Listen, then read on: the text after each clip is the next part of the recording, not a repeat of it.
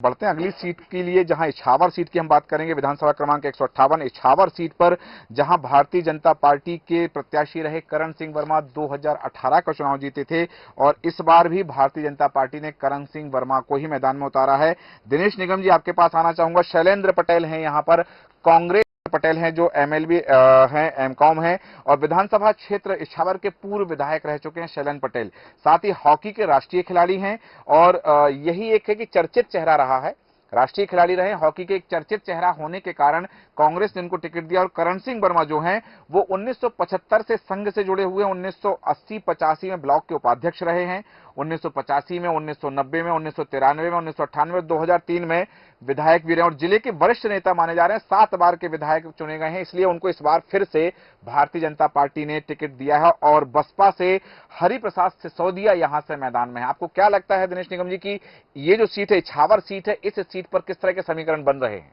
देखिए, क्या है कि दोनों प्रत्याशी जबरदस्त हैं जी, और शैलेंद्र को इसलिए कमजोर नहीं समझा जा सकता कि शैलेंद्र ने ऑलरेडी करण सिंह वर्मा को एक बार पराजित किया था जी, और वो इन्हीं को पराजित करके वो विधायक बने थे। हाँ, है ना।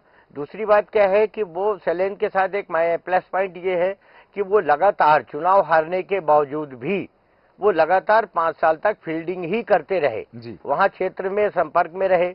युवाओं में उसका एक अलग ही प्रभाव है। मैंने देखा है, मैं खुद उस क्षेत्र में गया हूँ चुनावी ऐसे इसमें कवरेज के उसमें, तो मैंने देखा है कि उसका खुद का भी युवाओं में एक अलग प्रभाव है।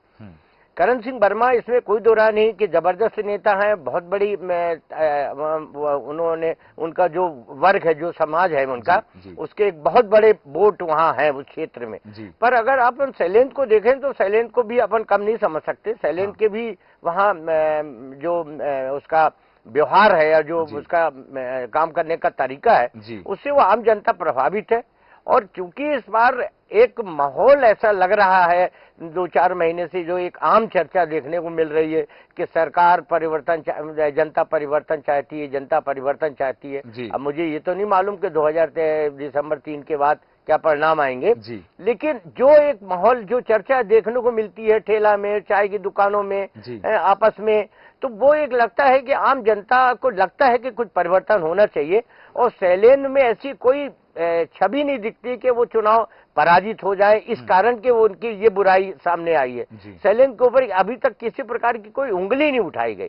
करण सिंह वर्मा मध्य प्रदेश में मंत्री भी रहे, बहुत लंबे अरसे तक मंत्री भी रहे, तो मैंने देखा उनके काम करने का जो तरीका है वो एक बहुत विचित्र टाइप तरीका है। जैसे अगर उनको चाय भी पिलानी है ना, तो वो चाय घर से ही, घर की बनेगी। अगर उनको नाश्ता भी करा, आपको जैसे वो कुछ ज्यादातर उनका एक फेवरेबल था वो लाई लुड़िया वाला वो नाश्ता, तो जैसे कोई जाता था तो वो घर के ही बने आइटम जो है वो प्रस्तुत कराते थे।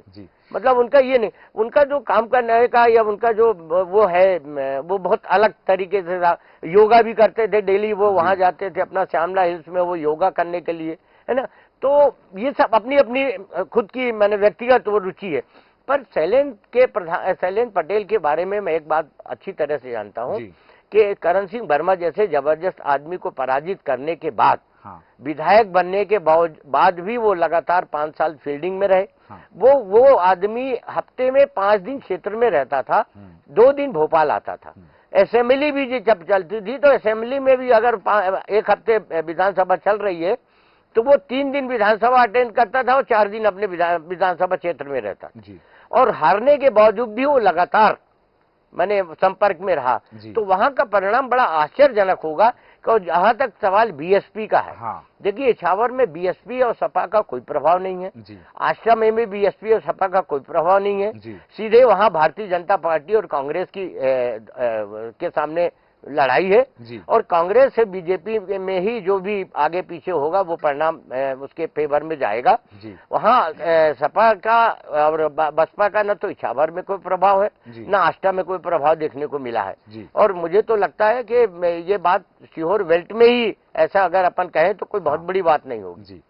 सही कहा आपने कि ये जो चीजें हैं, ये जो क्षेत्र है, इन विधानसभा सीटों पर या सपा के प्रत्याशी जरूर हैं या बसपा के प्रत्याशी जरूर हैं, लेकिन वो कभी निर्णायक भूमिका में नहीं रहे। हाँ, हो सकता है कि किसी एक प्रत्याशी के विरोध में यदि वो उतरे हैं तो हो सकता है उनका जो परंपरागत वोट बैंक, जो परंपरागत मतदाता है, यदि वह दिग्भ्रमित होता है, और या फिर जो नया मतदाता जो पहली बार, क्योंकि इस बार मध्य प्रदेश विधानसभा के चुनाव में, 2023 के विधानसभा चुनाव में जो पहली बार के मतदाता हैं वो और महिला मतदाता निर्णायक की भूमिका में रहने वाले हैं, तो इन मतदाताओं का रुझान किस ओर होता है यह तो परिणाम ही बताएंगे। लेकिन आपने जो बात कही कि शैलेंद्र पटेल कमजोर नहीं है, करण सिंह वर्मा वरिष्ठ हैं और चूंकि 7 बार के विधायक रह चुके हैं, भारतीय जनता पार्टी के जिले में बड़े नेता माने जाते हैं, तो वो भी टक्कर दे रहे हैं और यहां पर कांटे का मुकाबला कहा जा सकता है।